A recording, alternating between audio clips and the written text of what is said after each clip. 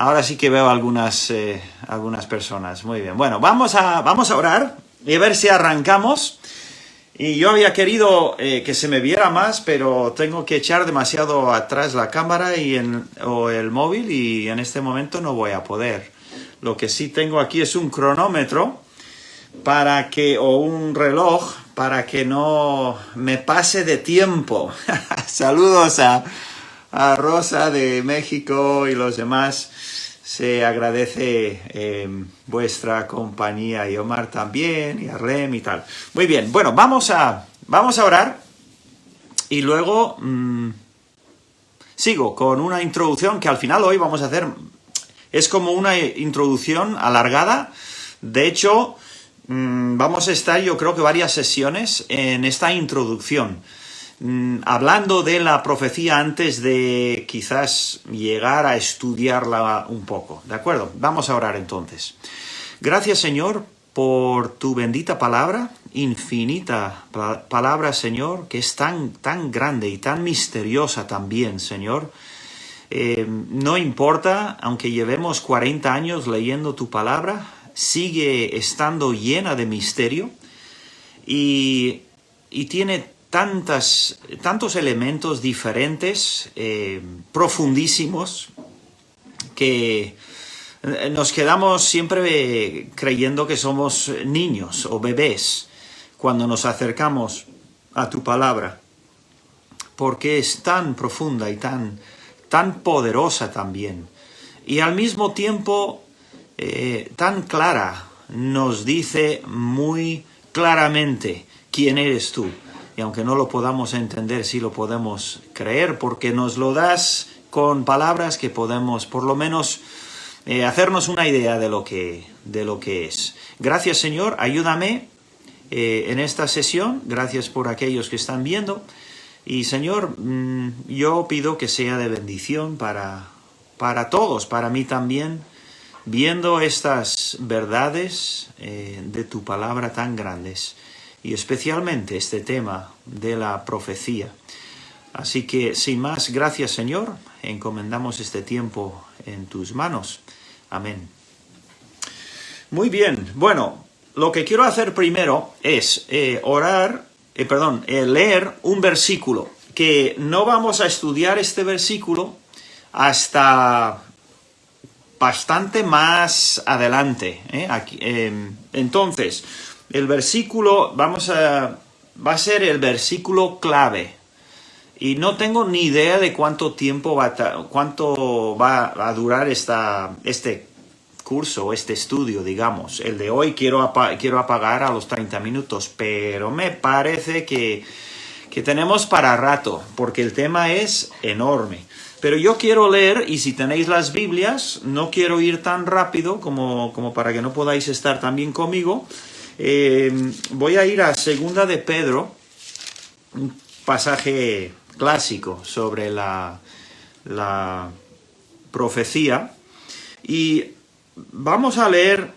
Ayer estuvimos en ese tipo de prueba que tuvimos. Estuvimos viendo el versículo, creo que vimos nada más el versículo 21, que es el último versículo de este primer capítulo de Pedro.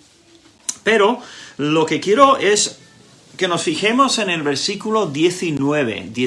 Ese va a ser el versículo lema del curso entero, digamos. ¿De acuerdo? Y dice así: tenemos también la palabra profética más segura, a la cual hacéis bien en estar atentos como a una antorcha que alumbra en lugar oscuro, hasta que el día esclarezca y el lucero de la mañana salga en vuestros corazones. El contexto de este versículo es importante entenderlo. Y como digo, iremos a ver el versículo en sí, porque tiene unas verdades preciosísimas, pero será más adelante. No sé ni cuándo todavía, bastante más adelante. Yo estoy viendo aquí unas notas mías del curso de Benecer, y estoy añadiendo cosas y quitando algunas también.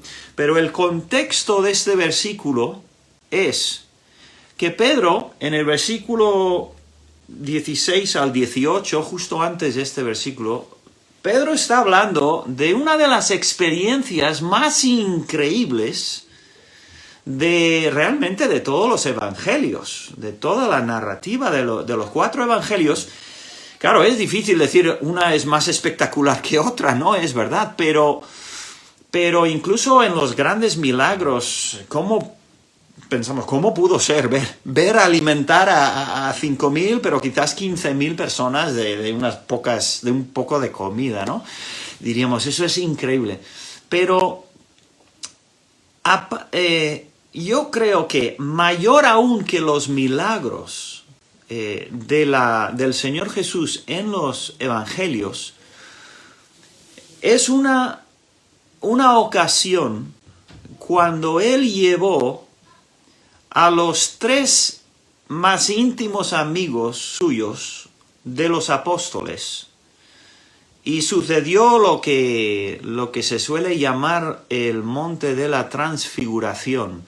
Cuando estos 3 discípulos vieron como de pronto, como si fuera un velo, se quitó del Señor Jesús y le vieron, no sé si decir en toda su gloria, pero le vieron en su gloria celestial, y dice que se volvió blanquísimo, más blanco que la nieve. O sea, empezó a brillar de una manera absolutamente imposible de describir. Uno de los evangelistas dice que no se puede, no sabemos ni cómo describir lo blanco que era en ese momento el Señor Jesús. Ellos escucharon la voz del Padre, vieron a los profetas, que eran Moisés y Elías, me parece. Me podéis corregir cualquier cosa que veáis en los comentarios. Si digo alguna burrada, el otro día ya he solido decir a veces, liándome. Pero ellos vieron a estos 2 y a Jesús, escucharon la voz del Padre, y el Señor les dijo, no digáis nada a nadie, hasta después, hasta más adelante, después incluso de la crucifixión y todo eso. Y se lo tenían que guardar. Él ahora, en estos versículos anteriores, dice, es que lo vimos, es que escuchamos la voz del Padre diciendo, este es mi hijo, escuchadle, no hagáis tiendas o templos para estos otros. No, este es mi hijo amado. Y él entonces dice, el versículo como leí, tenemos también la palabra profética más segura. Esas palabras, más segura, es importantísimo porque está poniendo por encima de su experiencia. Pedro lo vivió, con sus 2 compañeros. Vivió esa experiencia en el monte de la transfiguración, que se le llamaría luego, y sin embargo, cuando se refiere a dar las verdades de la Biblia, las verdades de Dios y las verdades que Dios quiere que conozcamos, dijo, la palabra profética es más segura que incluso una experiencia que yo tuve y yo viví, ¿vale? Entonces, exaltando de alguna manera la importancia de la palabra de Dios y especialmente la palabra profética. Ahora, más adelante vamos a estudiar la profecía. Se le puede ver de muchos ángulos. O sea, la profecía tiene muchísimas facetas, como un diamante con tantos lados, y hay diferentes clases de profecías. Y es un estudio emocionante y espero que lo podamos disfrutar juntos. Pero lo que quiero hacer es dar un poquito los propósitos de lo que vamos a hacer y, como digo, en cualquier momento que tengáis algún comentario, alguna pregunta, pues hacedmela y yo la siguiente vez tocaré también o comentaré ese tema, ¿no? Lo que quiero hacer con este estudio, y voy a ajustarme a las notas para no olvidarme de nada. Quiero explicar y enseñar que la profecía bíblica es un género único en la historia y en el mundo. No hay nada parecido en ningún sitio, ni ha habido en ningún momento de la historia. No hay nada como la profecía bíblica. Es totalmente diferente a todos los demás escritos, y todas las categorías de literatura que se pudiese imaginar. No entra en ninguna clase o categoría de literatura humana. Y es que no es literatura humana. Es completamente aparte. No solo superior, es completamente distinto y totalmente diferente a cualquier otra a cualquier otro manuscrito o antigüedad, algo escrito en la antigüedad. No tiene nada que ver. Y al mismo tiempo, y el propósito que tiene además el título que le di al curso es la prueba profética. Yo creo que es una de las más grandes pruebas de la veracidad de la Biblia, de la existencia de Dios, y de que todo lo que la Biblia dice que va a suceder, va a suceder. La profecía, pudiendo estudiar la profecía pasada, no todos han podido hacer eso. Nosotros tenemos, digamos, una ventaja. Tenemos un privilegio enorme, poder mirar atrás y ver profecía dada y cumplida. Ahora, todavía tenemos muchísima profecía sin cumplirse. No porque ha fallado, sino porque no ha llegado el momento, no ha llegado el tiempo. Entonces, yo quiero dejar... Bueno, creo que eso quedará claro con el paso del tiempo. También quiero dar argumentos sólidos y coherentes para fortalecer, dos motivos, para fortalecer la fe de los creyentes, de aquellos que leemos la palabra de Dios y decimos ser cristianos y decimos amar la palabra de Dios, fortalecer nuestra fe y nuestra confianza en este maravilloso libro, pero también espero poder desafiar de alguna manera a cualquier persona escéptica o dudosa o digamos incrédula, que no cree en la Biblia, por la razón que sea, no ha llegado a creer que es la palabra de Dios. Quiero poder dar pruebas o mostrar más bien las pruebas que hay de que se puede fiar totalmente de este libro. No es un libro escrito por hombres, más que en su sentido más elemental. El autor, como dice el versículo 21, el autor es: hombres de Dios hablaron siendo inspirados por el Espíritu Santo. El autor de la Biblia, desde el primer versículo de Génesis hasta el último versículo de Apocalipsis, en el orden en que nosotros lo tenemos, el autor es el Espíritu Santo. Los hombres escribieron o hablaron siendo guiados y movidos por el Espíritu Santo.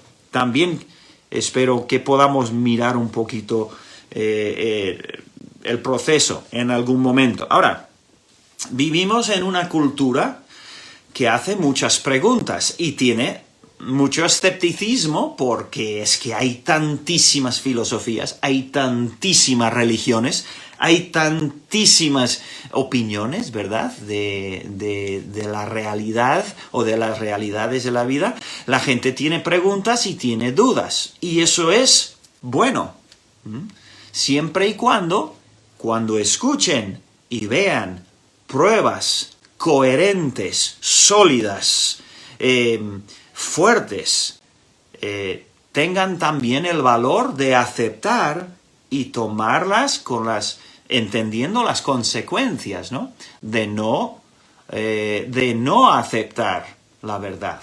Entonces, lo de tener preguntas no está nada mal. De hecho, yo quiero que vosotros también, si tenéis preguntas, si son de tipo profético, tipo interpretaciones, ahora voy a hablar un poquito más de eso igual no lo tocaré en este estudio, porque no es el propósito no es el propósito entero.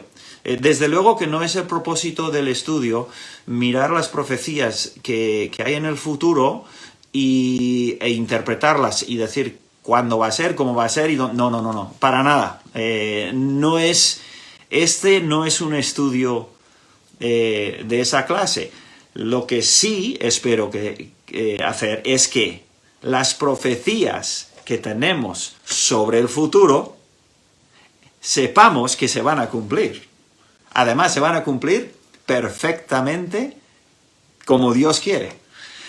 Pero eso de entenderlo de antemano, miraremos el tema, porque hay mucha gente por ahí que tiene, yo he oído muchas veces a personas que dicen, va a ser así, va a ser así, va a ser aquí, va a ser acá, va a ser este país y aquel país y este lugar y en este tiempo y en esta fecha y este año que viene y tal y cual.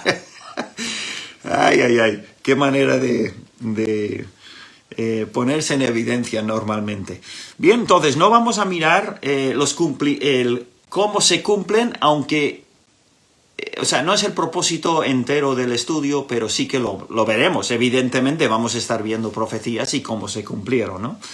Bien, pues vamos a ver si tengo alguna cosa más. Tengo aquí dicho demostrar que si bien no podemos contestar todas las preguntas de los enemigos de la profecía, es que preguntas son fáciles de hacer, ¿no? Es como acusación. Oye, yo te he visto a ti robando en una tienda ayer. Acusar es fácil, pero luego hay que probar, ¿no? Acusaciones se pueden lanzar miles. Y preguntas y dudas y dificultades también se pueden hacer. Centenares de preguntas acerca de la Biblia y por qué esto y dónde esto y cómo esto y tal y cual. Es fácil, pero lo que sí podemos hacer es dar respuestas coherentes a las preguntas serias. Podemos dar respuestas, a ver, ¿cómo lo tengo aquí? Sí podemos dar respuestas coherentes a todos estos y ver que ellos, los atacantes de la palabra de Dios y de la profecía, generan con sus teorías muchísimas más preguntas o dudas que las que generan las que tenemos los que creemos en la Biblia. Normalmente los que atacan la Biblia suelen salir con cada disparate que luego dices, pero a ver, ¿quién tiene más fe, tú o yo? Para creer lo que tú crees, ¿no? Entonces, esos son un poquito los propósitos.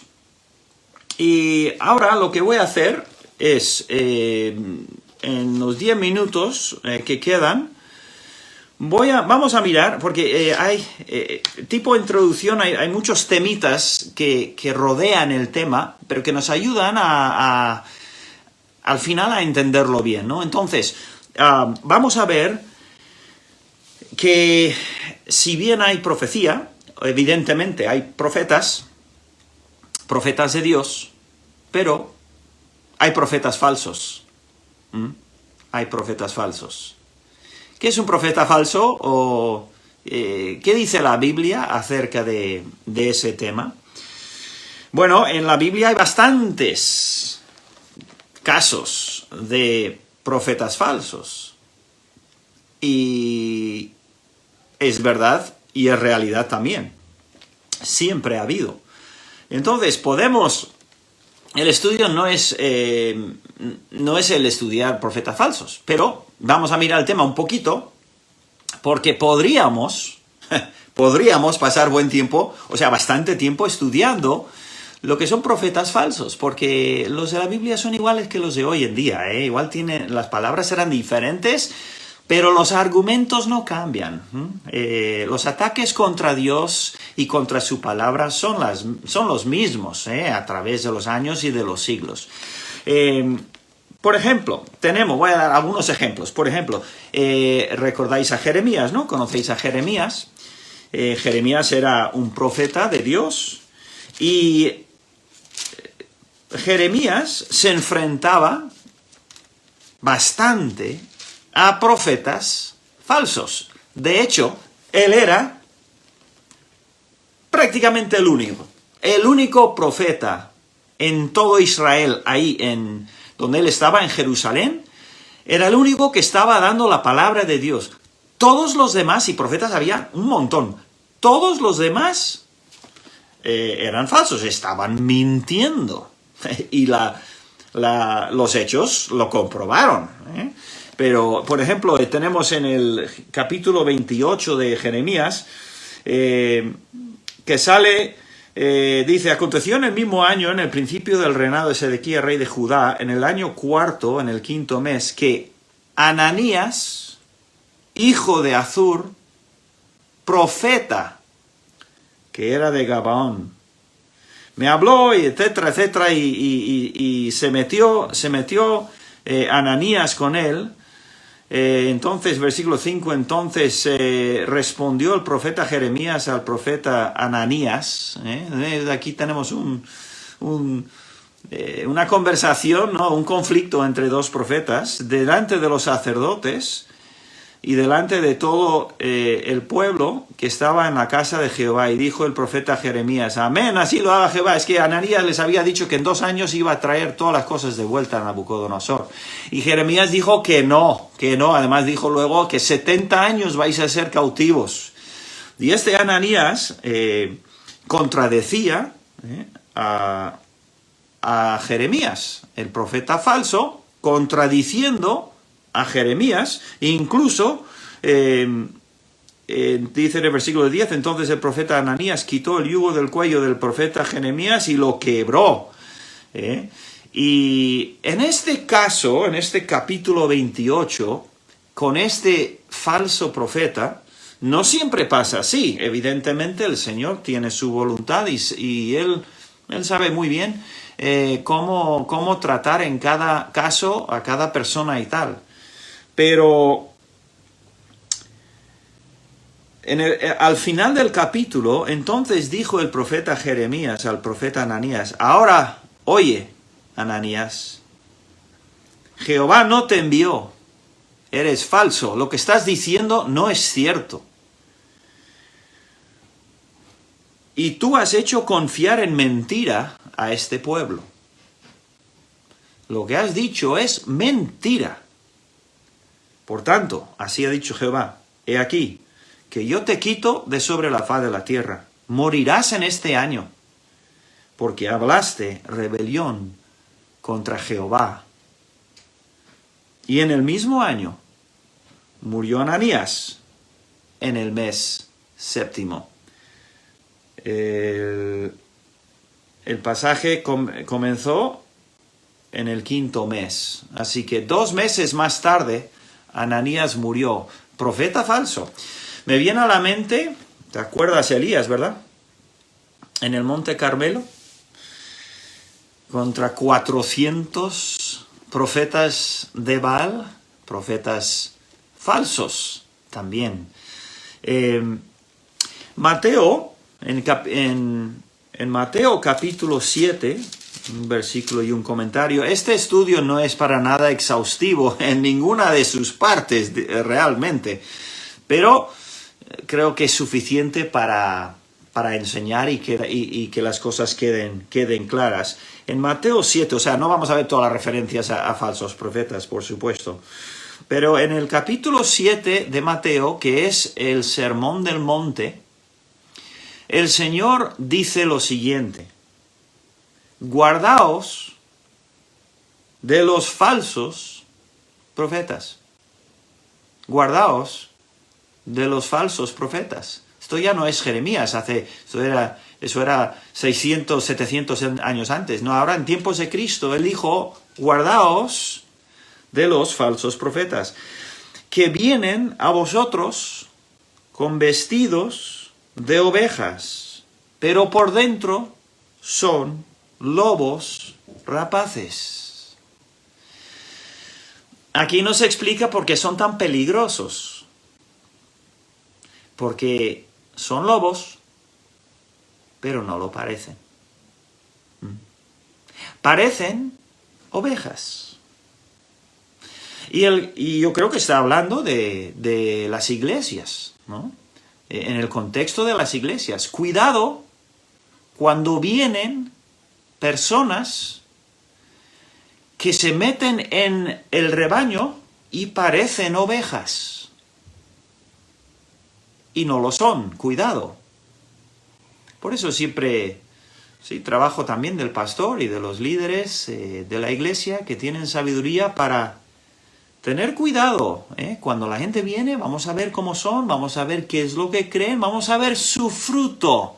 A ver si su fruto es verdaderamente cristiano. Dice, versículo 16, por sus frutos los conoceréis.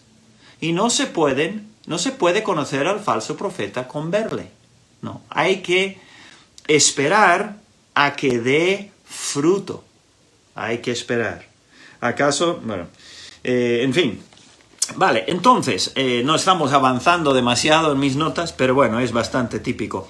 Bueno, aquí tengo 1 Reyes 18, los profetas de Baal. No sabía que estaba en mis notas. Luego, eso en la Biblia, o sea, en el Antiguo Testamento, pero ha habido muchos falsos profetas en la historia, algunos famosos. Yo creo que todos habremos oído del nombre de Nostradamus, ¿no? Creo que se dice así, ¿verdad? Nostradamus, francés. Murió en el siglo XVI y escribió, especialmente importante fueron unos escritos, las profecías, al final, dicho en castellano. Y yo me puse a investigar porque decía, no, Nostradamus también daba profecías que se cumplían y tal y cual. Bueno, empecé a hice un poquito de estudio y madre mía, después de una vida de leer la Biblia y ver las profecías bíblicas y su cumplimiento, tan claras, tan blanco y negro, en muchos casos, los escritos de Nostradamus, que él mismo no decía que luego iba a pasar esto y aquello y cuánto, no, la gente luego 200, 300 años más tarde y hasta 400 años más tarde dice, ¿ves? Eso está hablando de las 2 bombas atómicas en Japón y dices, ¿ah, sí? A ver, ¿cómo? o de cualquier rey malvado de Francia o de Inglaterra y yo digo, esto es una burrada, esto es una broma de mal gusto, porque no tiene nada que ver, no hay nada de detalle ahí. Y al final es como tantísimos profetas falsos de nuestra era, ¿no? A veces se les llama brujos o adivinos, bueno, los que manejan cartas, los que leen la mano, los que leen los ojos. Bueno, hay tantísimas y yo la verdad es que no he perdido mucho tiempo estudiando lo que hay. Lo oigo de paso y lo único que sé es que el cumplimiento específico que puedan hacer es una absoluta casualidad, porque la gran mayoría de las veces son generalizaciones y tienen maneras de conseguir información y luego poder usar esa información para poder dar unas promesas que las personas luego a veces incluso se ayudan a a que se cumplan, y bueno, hay toda una historia. No tiene nada que ver eso con las profecías de la Biblia. Las profecías de la Biblia son muy claras. No siempre sabemos cómo se van a cumplir, pero cuando se cumplen, no hay duda. No hay duda de que era eso. Sí que hay algunas más misteriosas que otras, ¿eh? Pero cuando la Biblia dice que de Belén va a salir el guiador, el Salvador, y nace el Señor Jesús en Belén, y proclama ser el Mesías, el Salvador, su nombre es Jesús, Josué, el que salva, dices, pues eso está bastante claro, ¿no? Y no es una casualidad, sino decenas y decenas y decenas de profecías bíblicas muy, muy detalladas y muy imposibles de juntar las profecías mismas del Mesías que tenía que cumplir Jesús. Era imposible que él cumpliese todas esas profecías sin ser el Mesías, porque las hay de todas clases. Igual llegaremos a eso un día en este estudio, porque realmente al final del estudio, que nunca di, ni cuando lo enseñé por primera vez en nuestra iglesia, ni en Ebenezer, ni en otro campamento donde di, nunca llegué a las últimas páginas, donde vemos los dos temas más grandes de la profecía. Lo veremos, lo tocaremos más adelante. Pero, en fin, estos profetas falsos, pues, mira, ahí son. Yo dije que iba a terminar a 30. Déjame, me voy a pasar unos minutos de mi propia regla, pero Eclesiastés 3:11, ¿por qué la gente quiere saber el futuro? ¿Por qué se interesa incluso el ateo? ¿Por qué le interesa el futuro? Si no va a estar, todo es casualidad, todo no tiene sentido, nada. ¿Por qué? Bueno, la respuesta la tenemos yo creo, o una respuesta por lo menos, en Eclesiastés, capítulo 3, creo que sí, 3, versículo 11, dice la palabra de Dios: todo lo hizo hermoso en su tiempo, Dios, y ha puesto eternidad en el corazón de ellos. ¿De quiénes? De los hombres. Ha puesto la eternidad dentro de nosotros, sin que alcance el hombre a entender la obra que ha hecho Dios desde el principio hasta el fin. Nosotros somos, los hombres, la raza humana es la que piensa en el presente, la que considera el pasado, la que se preocupa y piensa en el futuro, porque en nosotros está el conocimiento, la consciencia de la eternidad. Y es algo natural en el hombre querer saber qué va a pasar, qué me va a pasar. ¿Qué va a pasar en nuestro mundo? Entonces, quiero terminar simplemente con un falso profeta, comentando de un falso profeta que está por venir. Y con esto terminamos esta sección de falsos profetas. Hoy, como veis, no hemos llegado al tema en sí, y no vamos a llegar porque tengo más todavía. Pero en cuanto al falso profeta, voy a leer en Apocalipsis 13:11. Capítulo 13 de Apocalipsis nos habla de dos bestias, personajes monstruosos, personajes malísimos al final del tiempo. Uno es el anticristo, y el segundo dice: después vi otra bestia que subía de la tierra y tenía dos cuernos semejantes. Son visiones, ¿eh? Entonces, ¿cuánto es absolutamente literal lo que describe y lo que no?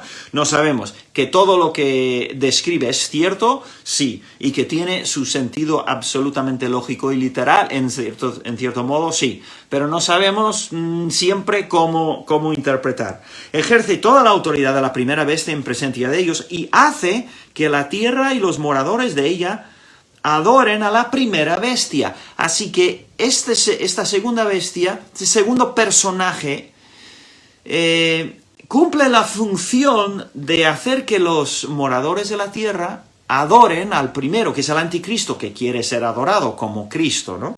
Y tiene tiene grandes poderes, también hace grandes señales, de tal manera que hace descender fuego del cielo, etcétera, etcétera. Versículo 14, y engaña a los moradores de la tierra con las señales que se le ha permitido hacer en presencia de la bestia, mandando a los moradores de la tierra que le hagan imagen, etcétera. Se le permitió infundir aliento a la imagen de la bestia, etcétera, etcétera. ¿Quién es este segundo personaje tan poderosísimo, ¿no? Pues vemos quién es en el capítulo 19 de Apocalipsis, casi el final de la Biblia. Capítulo 19, y aquí sí que vamos a terminar, versículo 20, dice: y la bestia fue apresada, y con ella el falso profeta,